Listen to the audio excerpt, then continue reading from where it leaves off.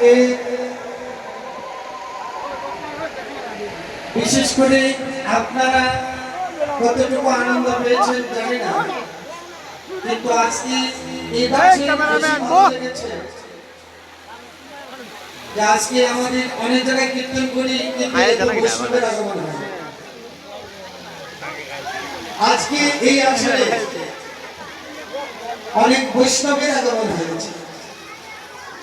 তাই এই দাসের পুরো বিশ্বাস যে বৈষ্ণবের সাথে শুধু বৈষ্ণবগণ নয়, এখানে আমাদের মহাপ্রভু এসেছে, মহাপ্রভু বিদ্যমান আছে।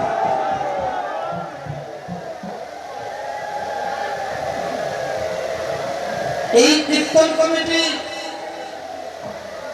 হতে পারে তাদের একটু আর্থিক অবস্থা দুর্বল,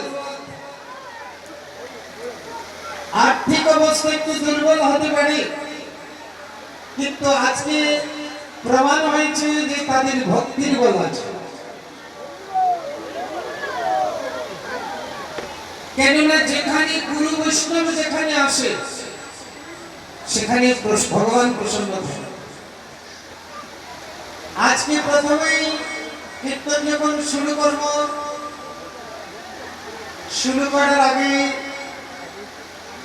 আমার পরম মিত্র, আমি ওনার মিত্র হওয়ার যোগ্য নয়, তবুও মিত্রের মতো ভাবি যে এখানে আপনার স্বরূপ দাস বাবাজি মহারাজকে অনেকে আপনারা চিনেন।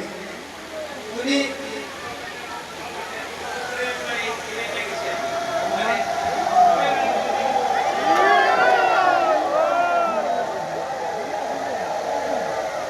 ওনার একটা সরলতা উদারতা আছে।